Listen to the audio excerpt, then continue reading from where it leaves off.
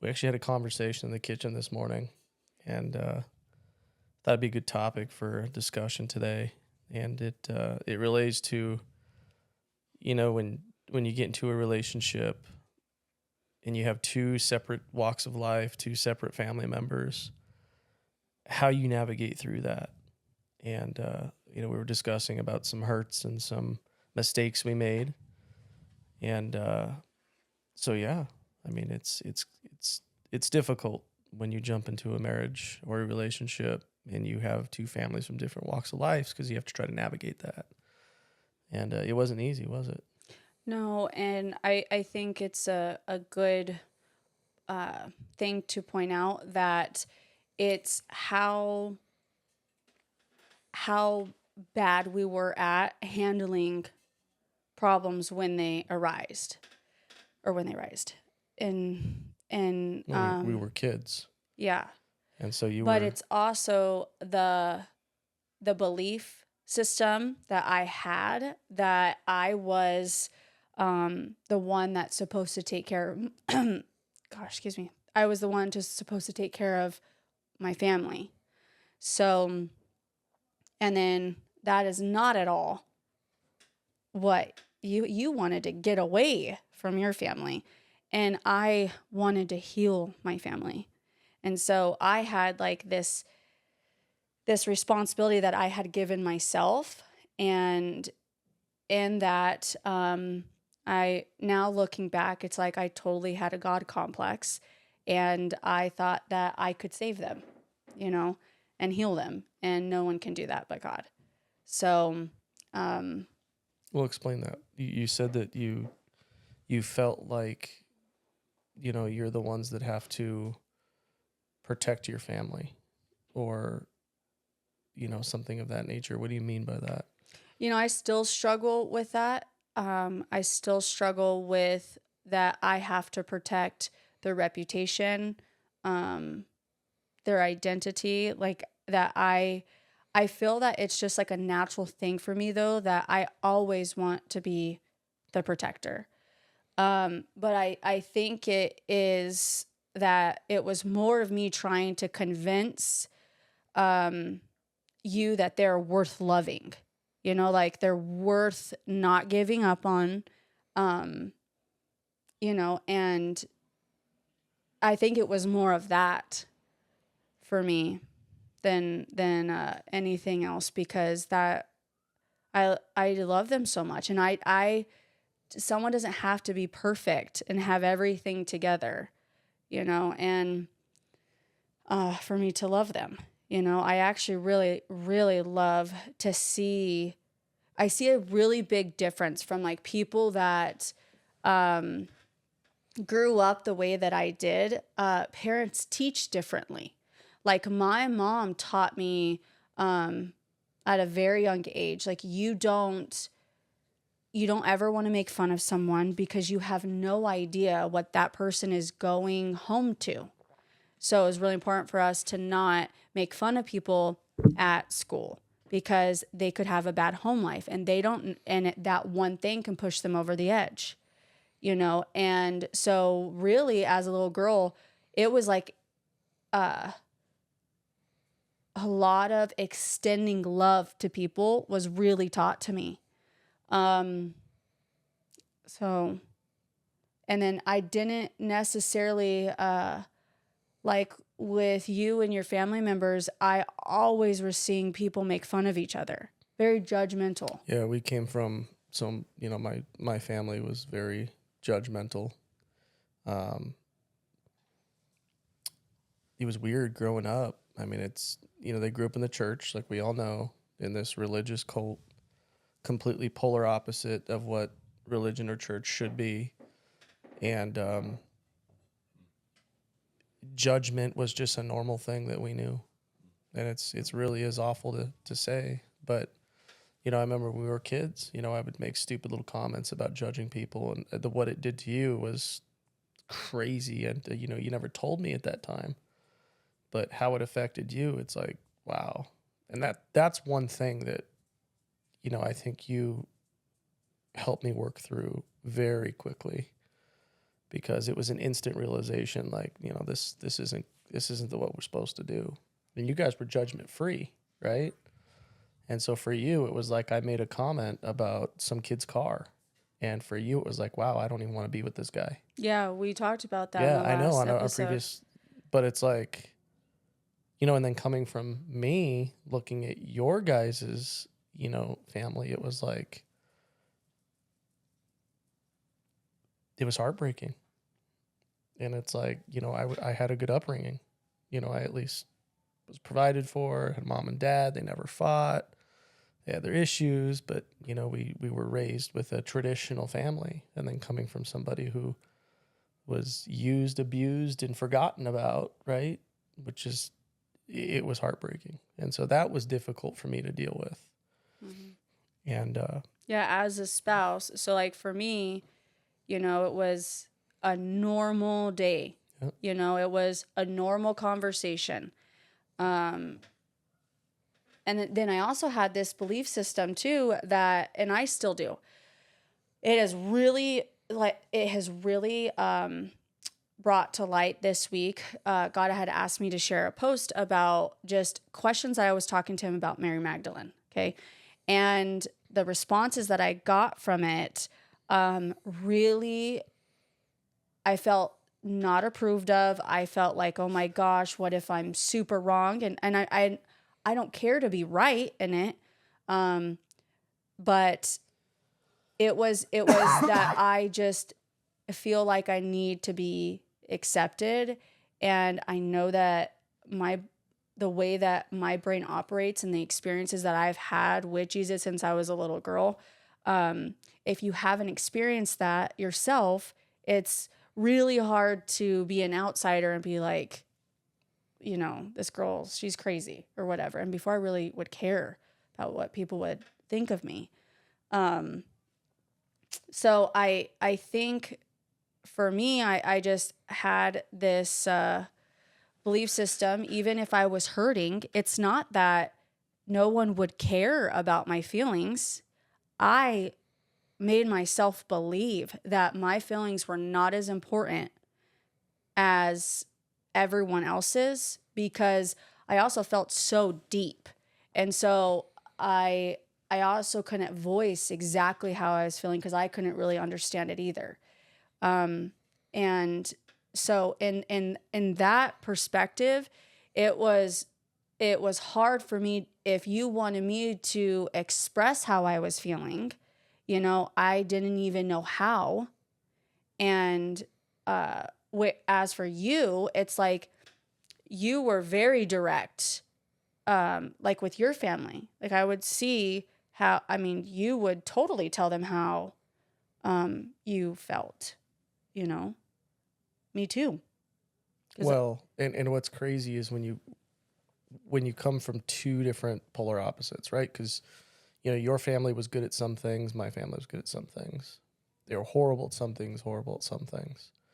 And so, when you come together and you try to coexist, those horrible things on this side are a huge deal to these people and vice versa, right? It's like, growing up, the disrespect that I would hear your family members give you. It's like, you don't talk to my wife that way, right? But I also knew in the back of my mind the amount of drama and turmoil, if I spoke up, what that would cause for you. And so, like we were talking about earlier, I just shut up and I just backed up and I let you handle whatever was going on within your family. In hindsight, I wish I didn't do that. Because now that, there was a lot of disrespect that, you didn't take or that you didn't deserve. And so it's like, I have no problem putting my family in their place. You know what I mean? I have no problem putting anybody in their place that talks to you disrespectfully. But we had this protected class because of the way you were raised. You know what I mean? Yeah, I was like the protector. At least that's what I believed I was. Yep. Well, and they needed you. I mean, your family needed you. There wasn't, well, I'm just going to quit talking to Desiree and write her off. Like you guys needed each other. The sense of family that you guys had growing up is probably the strongest I've ever seen. You know, it doesn't matter who's who did what, who talked to anybody what way. You guys have this bond, this just, it's like welding. It's not even glue. It's like two pieces of metal welded together. Nothing can break them apart. There was some dysfunction, but it's like you guys were there no matter what. You could get in an argument and then call somebody. They'd be there in an instant in your family. You know, mine wasn't that way. You know, growing up, my aunts and uncles and my grandma and grandpa, you know, it was just drama.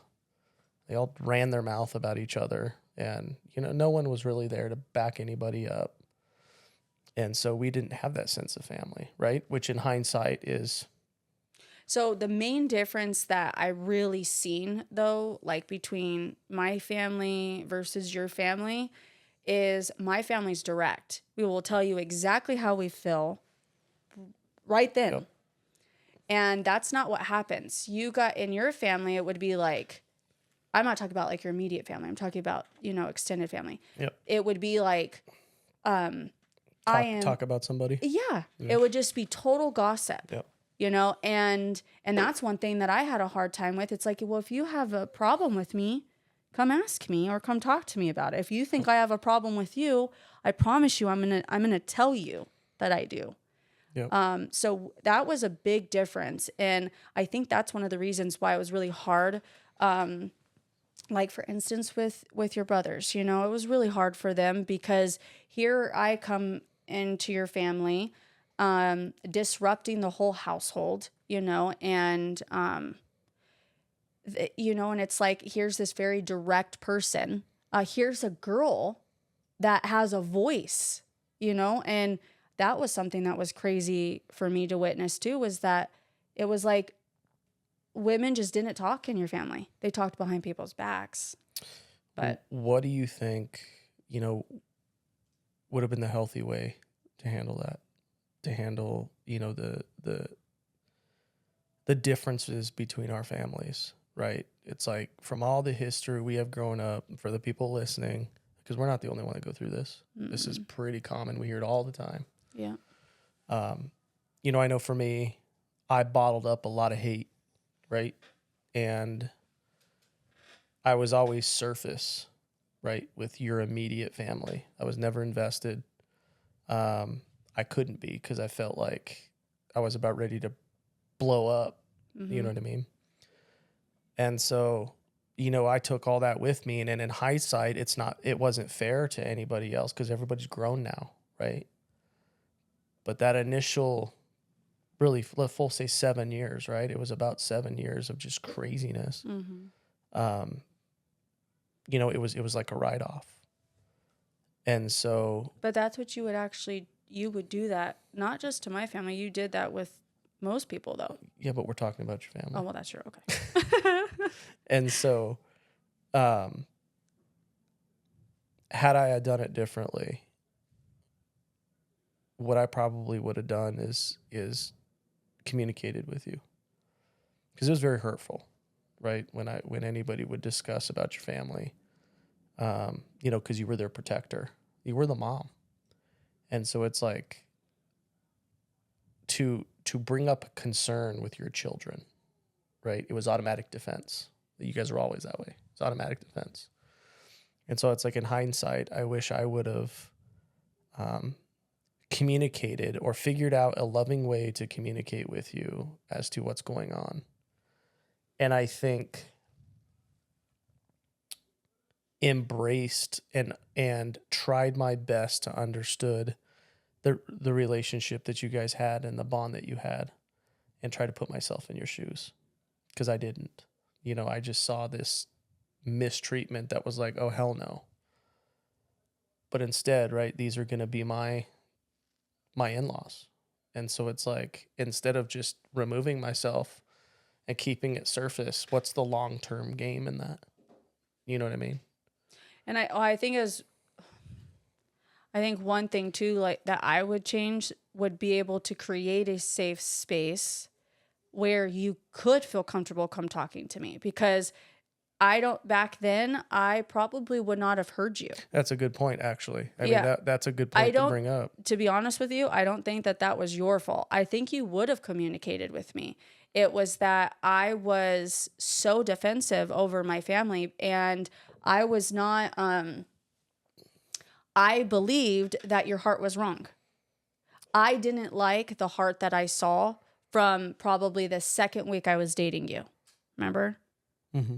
And so, really, anything that you would say, I was feeling like was coming from a place of judgment. And that was actually not the truth. Yeah. It was, you're an outsider and you could see the dysfunction that I could not see. Just like I could see the dysfunction that was happening within your family, but you're used to it. But the lie was you're not going to understand.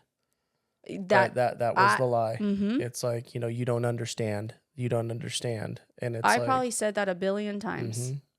You But- wouldn't understand, and I don't want you to understand because of how painful it is. I wouldn't want you to go through that.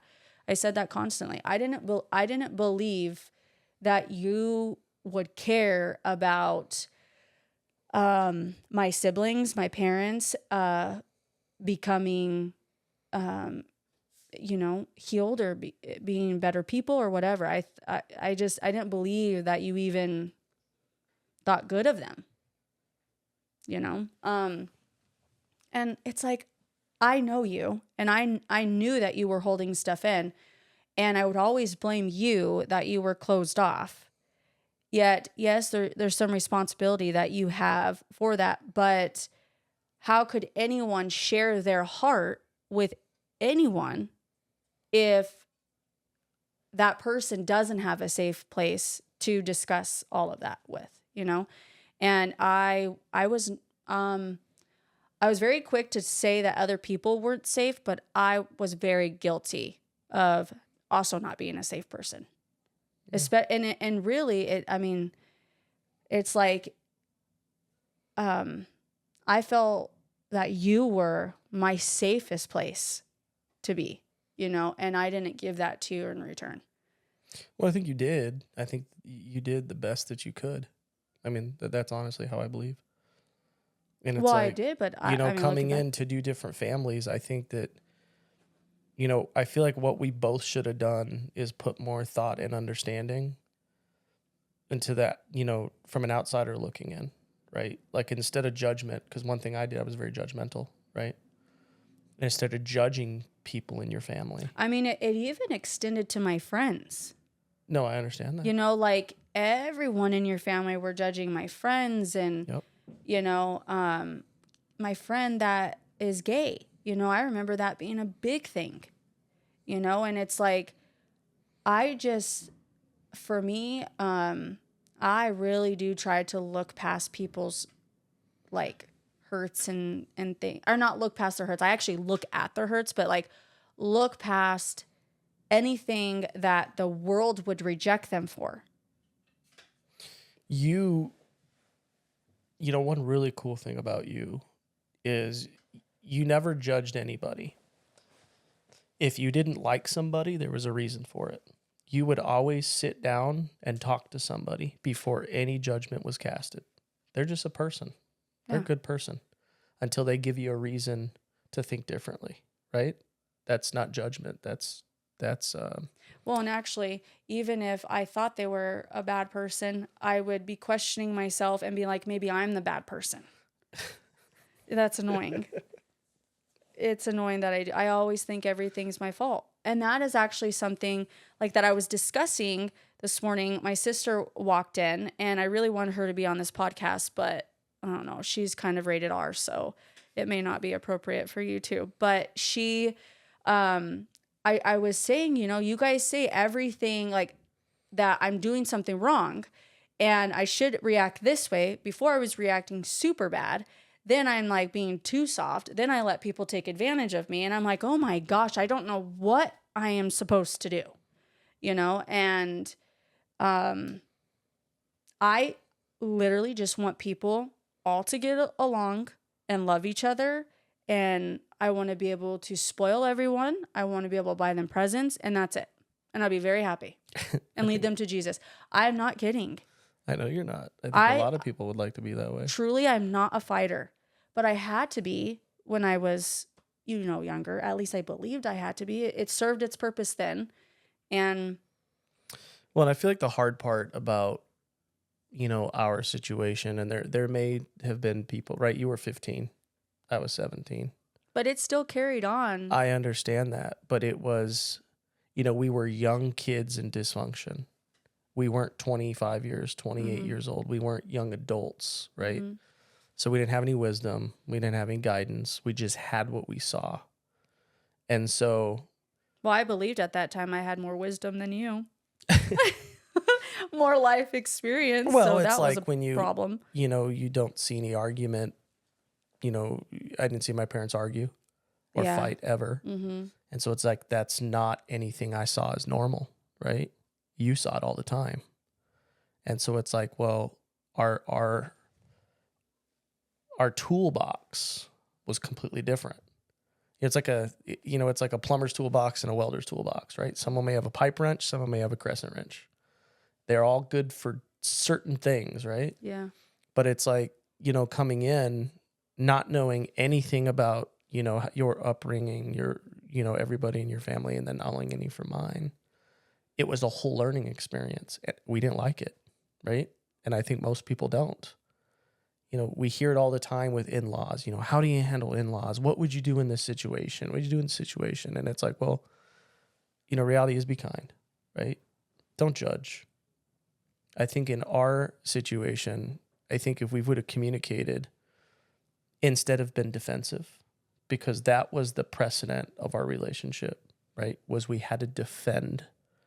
And it wasn't just from each other, but it was from other people. I don't even actually remember a fight that we ever had just because of us. That wasn't us. I know. Like the only problem I seriously feel like I've ever had was that you made fun of that person for the car they were driving. And that hurt my heart. Like I just didn't like that, Everything else was in defense of, well, your family shouldn't have done this, or my family shouldn't talk to me that way. And we're both defending, Well, in my situation, I held it all in. I mean, it's like I stopped communicating with you because that's all it was, right? And there was this wall built up. And so I built this hate. It's like I wanted you to myself, and I didn't want to see anybody else again, including my family, right? I was like, I'm done. Mm-hmm. We're done. Screw your family. They can be fine without you. Screw my family. They're going to be fine without me. We're going to run away. It's going to be just us. That's what I wanted, right? Because I did not know what to do in that situation. I think many people are in that position too. But here's the thing that I feel really wrong about that is, well, it's not the right answer. With our generation, they just want to cut people off. But a relationship, so people are quick to use they're toxic, they're narcissistic, whatever, without actually truly knowing those definitions, because we are all toxic in some way. None of us are perfect. And I would much rather sit down and hear the other person's heart than run away, because I care about that person, and that people don't listen to their heart. If someone felt heard, so if you have, a daughter-in-law that is not feeling heard, or a son-in-law that doesn't feel heard, then work on that space for them to be able to have the opportunity to show their emotions to you and not get angry at them, because coming from, it's an opportunity of growth. So I could see why people stay in the same cycles, like especially with childhoods like mine, and people marry into like that same type of dysfunction. See, I could have still in my 30s been dysfunctional, but I had an outsider that could see clearly that it wasn't okay. And then vice versa, same thing. So it was an opportunity. If people looked at things as opportunities in order to reveal things in them to work on, then I Well, think and it would. I think that's a good point because, I was very selfish. I still kind of am. And when it came to in-laws, I feel like, we use the word defense. No one should be defending, like in a relationship. No one should be defending other people's families or not, right? If there's an issue that affected me, that's a conversation we should have. This is why it affected me. But a lot of, when you get together, I see this a lot, is you have two people that are just a little selfish. Yeah, I know that's his son, but he's my husband, so deal with it. It's like, well, that's not the mindset to have, right? That's your mother-in-law.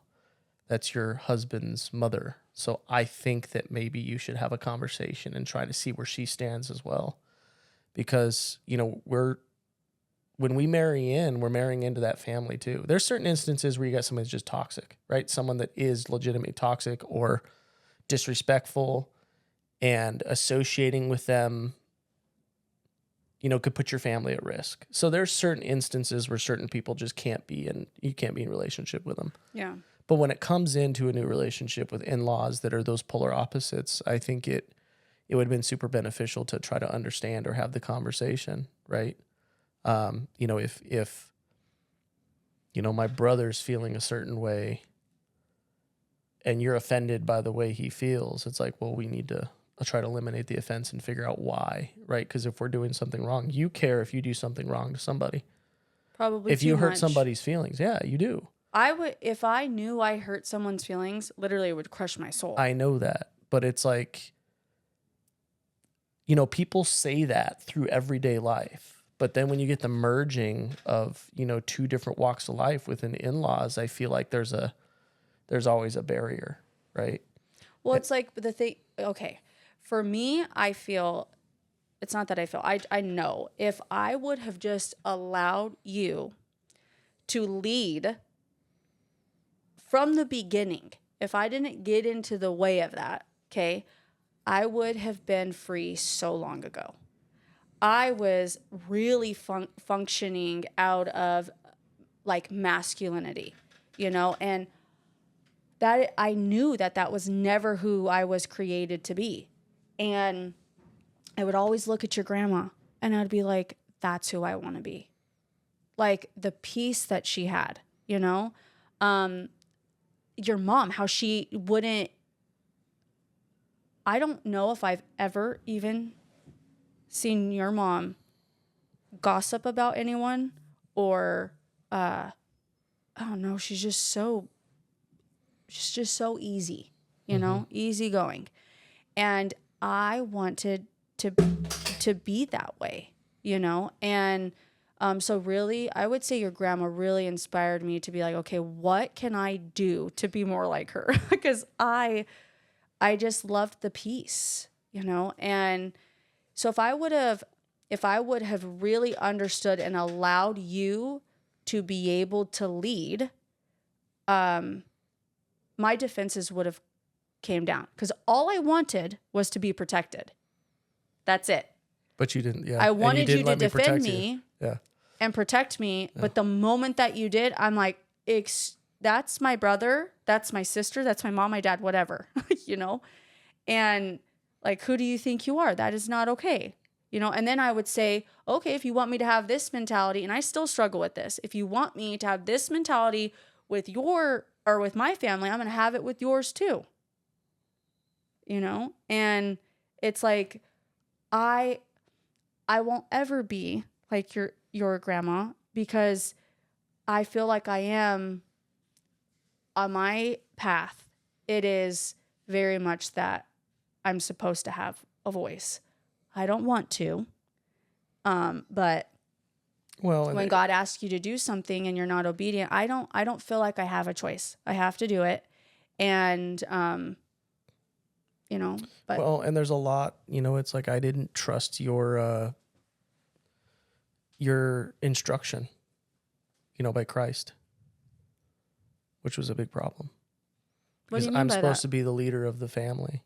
Yeah. And you had this untainted, beautiful relationship, right? Yeah. And now, right? I mean, we were talking about this the other day, how there's certain things we don't have to discuss because you know my strengths in this relationship and I know yours. And so had I have embraced your strengths from so much, so long ago, I feel like we would have been in a better position as well. Mm-hmm. And so, in that instance, you're basically walking blind. And so for that commingling, I feel like if we would just had more understanding, less hostility, less defense, less, because it was immediate offense, right? It's Do like, you feel that it was that way for you too? mm-hmm. Oh yeah, Yeah. I it's feel like like I something couldn't happened. even go to a Yeah. family gathering of yours without me ready to fight, ready for me to defend myself. So Yep. subconsciously, I mean, I was looking at that and getting offended. Well, and rightfully so. I mean, we were kids, and we were Sweetheart, but it wasn't just as kids. Like I'm this talking- was like a year ago. Yeah, but there were still things that set that off, right? Something was still done to you, right? Yeah, and that's actually something that's really So we're not hard. talking about the reaction, right? We're talking about the understanding. And so it's like to have this hostility or this defense with your in-laws, they're always going to be your in-laws. And it's like to do what I did and just wrote them off, I think it delayed healing for everybody. It's like, I sit down and I talk to your sister, and your sister is incredible and I love her to death. And she is like so much further than when we were as kids. And it's like, well, had I been more invested 5 years sooner, it's like I would have seen things blossom today that I've just been oblivious to. Yeah, but know you what I mean? also had the mindset, well, it's not my responsibility. It's their parents' responsibility. That's what I'm talking about, though. I'm not I talking know. about whose responsibility. I'm talking about, we'll use Jenny as an example. She was 8 years old when we started dating, right? We were kids. She was a kid. She had her issues, but she was a kid. Now that she's an adult, right? And the amount of growth, because I'm invested with, with your sister and her family and our nieces and nephews, is the growth. Just the astronomical growth just in her specifically, because I'm actually invested. Do you understand what I'm saying? Mm-hmm. It's absolutely incredible to a point now, like we're really close friends. And it's like, had I taken that approach years ago, even when your brother was alive, right? We clashed heads. But had I been able to see his growths, because he had wins, I'm sure he did. And had I have been invested, how could that relationship have blossomed? You know what I mean? Yeah, and the thing, it really actually, it still hurts to this day because like you love my dad and you see his personality and all this stuff. And my brother was identical to that. But he wouldn't open up until you really got to know him, But he was always very reserved. And so, I wish. But your brother was a lot of disrespect to you. And so that was hard for me. That was one of the big factors in me taking a step back, was, all right, I'm going to kill this dude, right? If I do that, how is that going to affect my wife? And so I had to just take all that and shoved it down to the point where I really didn't like him. You know what I mean?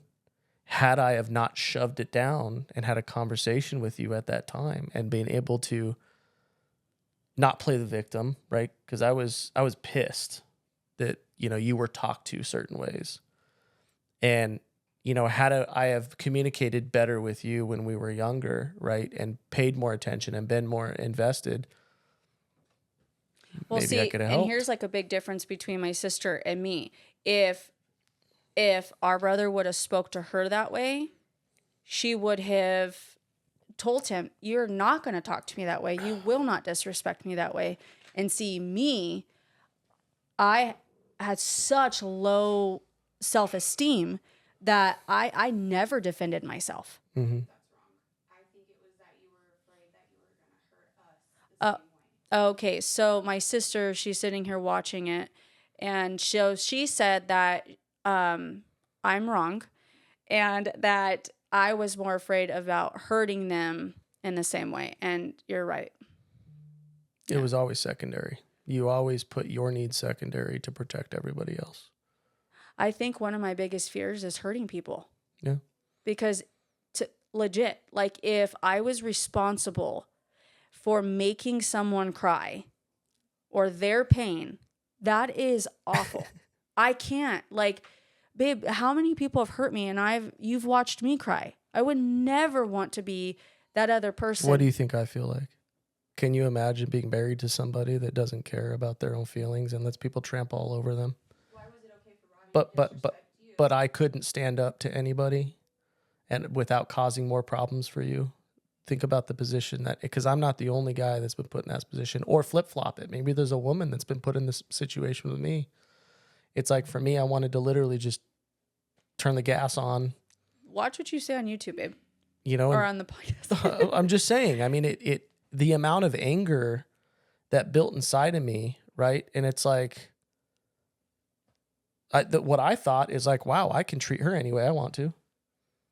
You know what God just said to me right now? He just said that I was so worried about how people viewed me as being kind. I have cared so much about people viewing me as being a kind person, Mm-hmm. and that I'm not a mean person. So that's actually the root of it, that I never wanted anyone to see that I was a mean person. And you weren't, and you still aren't, but you have to prove yourself. And so, So wouldn't that make me like fake, like not an actual nice person? No, it just, I have to prove. No, you wanted to avoid confrontation. You know what I mean? If someone said something to you, you would, sometimes you would respond absolutely insanity, right? But you're not a Remember that one time I hit your brothers with a pair of pants? I don't remember that. Yeah, I was folding laundry and they said something to me and I hit them with the pair of pants. It's actually not funny. It's really sad. That's a sad memory of mine, but I did it. Yeah, but you were so upset. So it's like, for people to believe you're unkind was like this fire in you. You know what I mean? Like you wanted to just like, that's not me. And, for me, I wanted you treated well. I wanted you taken care of. I was taking care of you at 17. I knew the family life you had at home and I wanted to protect you, but when I can't do that, right? Because you're getting in the way. Yeah. It really, really, and vice versa. I feel like I did that too in instances with, my family, but one very thing that's important is you did not allow me to protect you or to defend you. Not even against your family. Mm-mm. You didn't allow it. It was an automatic, outrageous reaction. And it's like, well, hold up. I could have fixed this, but now there's nothing to fix. You know what I mean? Now you just opened a whole new can of worms, right? You could have someone to do you wrong. You're the victim of them doing you wrong, right? They could have called you a bad word or something. And then you freak the hell out and start swearing at them and calling them everything in the books. Well, then look who's guilty of doing the same thing.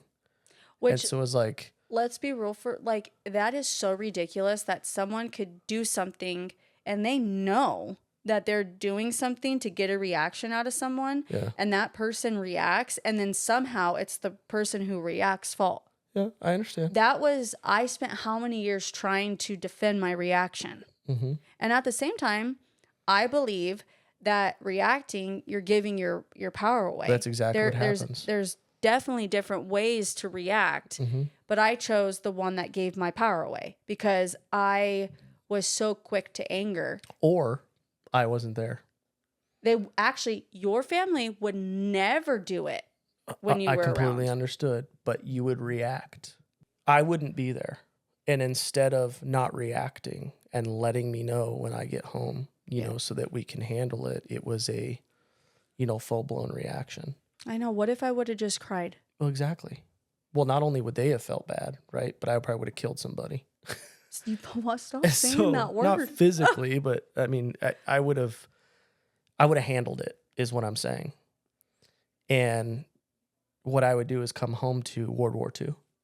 Mm-hmm. So I now have enemies on both sides. Well, then, and putting your parents in such a hard position. I understand. Like, it's so unfair, the position that they were ever put in. I hate that for them. Well, had there been, like I said, understanding, like for me at least, when I'm reflecting back at my in-laws when we first started, it was instant judgment. So I set the precedent for how I view your in-laws. They didn't give me a reason to. Well, one person did, but it was an immediate judgment, right? And that was my fault. They are my in-laws, and if they felt a certain way about me, I should have taken it to heart, not brush it off, had a conversation, and figured out what I did, what we can do differently, and kept a relationship on good standing, right? Because nobody in your family were, those toxic people you have to write off.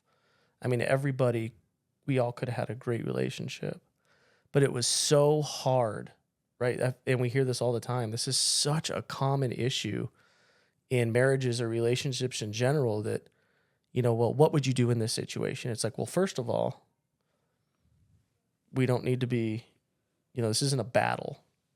Mm-hmm. You're a human being, right? I know this is your mom or whoever your in-laws is. Have a conversation. And all hearts matter. Mm-hmm. We're all looking through a different set of eyes, different experiences that we've experienced. And if people would just stop listening to respond and just listen, truly be curious and listen to that person, and do not be quick to write someone off. Why? So you could keep your peace? No, you're not just keeping your peace. You're keeping yourself from having accountability. Accountability is huge. And the moment that I started healing is the moment that I stopped looking outwardly that person's the reason why I'm hurting. And then I wanted them to understand how they hurt me. And it's like, why am I going back to get an apology from someone that hurt me? Like I still to this day, apologies are really hard if there's no follow through, And so to this day, I see a lot of people that refuse to take accountability and be humble. And it keeps them from being able to truly walk in their own purpose. But there's no reconciliation without accountability. See, and not all the time, yes, and not all the time do you have to forgive someone. Forgiveness doesn't equal reconciliation, but forgiveness is for the person that is hurt, and that is when I started healing. That is the biggest thing, is that I stopped looking at other people as that is their fault, the reason why I'm hurting. I started realizing that no, they were an opportunity to that God used to totally expose something in me that I needed to work on. And so once I did that, and I started really praying, God, please show me how you see them. Please. I need you. I do not like this person right now, and I am having a hard time. I need you to show me your heart. And it's hard. I guess for me, we were talking about accountability earlier, and for me, it's huge. Not only with every aspect of your life and people that you meet, but, with that commingling of in-laws, problems are going to arise. It could be from judgment. It could be from something that was said. It could be from interpretation. It could be just because it was rude. I don't feel like you're going to be able to reconcile or repair any sort of relationship without accountability. Like we were talking about, you and I always hold myself accountable. If I do something wrong, I have no problem saying I'm sorry. And I realize, holy crap, I'm wrong. And then I'm irritated with myself because it's like, how did I say that knowing now, right, how stupid it was or how offensive it could be? Yeah. And it's like, well, it was stupid of me. But it's like, if I would have held myself accountable instead of living in judgment, right, with issues that, maybe your in-laws had, and just sat down and had a conversation, I think I would have built rapport. Yeah. And it's like, they probably would have trusted me and respected me a little bit more instead of just being on the out. You know what I mean? So I would say be accountable. But also that goes for your in-laws, right? Accountability too. It takes two to tango. And if there's an issue and only one person is, on board to repair it, well, then what else can you do? Well, see, and on my family, no one was ever, we didn't have the tools in order to be able to communicate our feelings or even how. We didn't know how. What we've all learned is to fight, not just emotionally. It could be degrading the person, emotional, physical, whatever that may be. Yeah, or just writing people off completely. But I couldn't do that. I can't write people off. I just can't. Well, and I feel like writing people off completely is the easy way out. Yeah. It's like your brother is important to you. If I was to write your brother off, that would be very hurtful for you, right? Yeah, because I feel like a piece of me, my brother was a piece of me, Yeah. And so I think one of the biggest problems is that people are so self-serving. So, well, that made me feel this way. They care so much about their own emotion that it's like they're hidden. They cannot even see outside of their own self.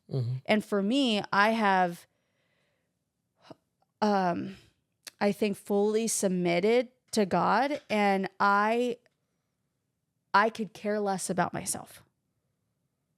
And maybe that's wrong. I don't know, but I don't really care about,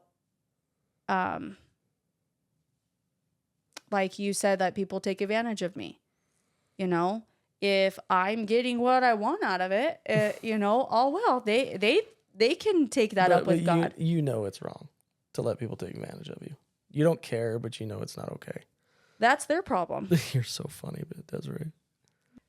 So how I feel, the tools that you could take away from this podcast and apply them to your life would be, first, if you notice that your husband or your wife is not really communicating their feelings to you, ask them why. Maybe it's coming from they don't feel that they have a safe space to open up. Maybe they don't know how to communicate their feelings.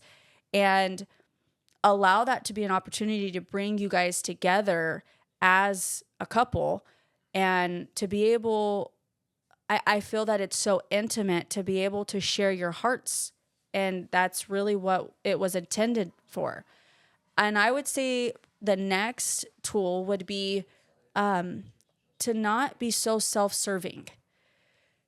Your emotions do matter, but when you start to really look at the other person, I think naturally you feel so much more fulfilled, and you're able to see more clear that maybe you are the problem. Maybe your thought process isn't healthy and it is toxic. And sometimes it'll take an outsider for you to be able to understand that your thought process is not going to get you to be able to grow and to be able to heal. And I think so many of us are working out of so much brokenness, and we're trying to have a successful marriage. And I think the divorce rate is so up because so many people are self-serving and they won't lay their life down for their spouse, And for me, the thing that I noticed the biggest change was when I was I trusted my husband's leadership. I trusted that he wanted to protect me. And so I really worked on praying and asking God how he sees my husband. And I started treating my husband as that. And I'm telling you, it's been so healing. So that's for me. Maybe some key things that you guys could take away. And then if you have any, experiences that you want to share and you want to be able to get help with, drop it in the comments below. Reach out to me, private message me, and we can talk through that.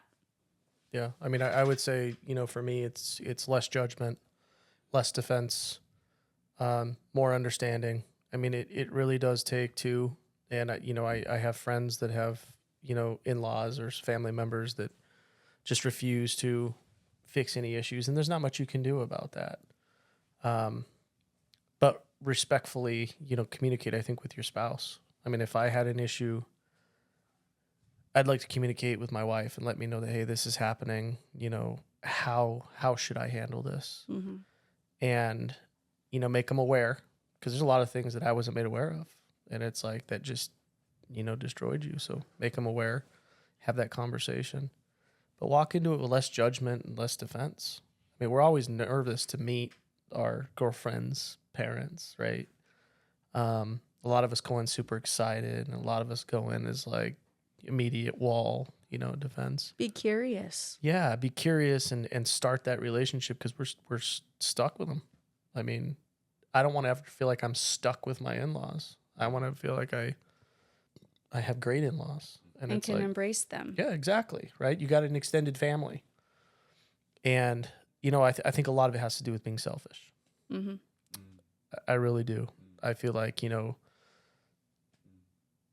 the more I embrace my in-laws and the more comfortable I make them feel, the more respectful it's going to be to my wife. And the more my wife is just going to appreciate that outreach.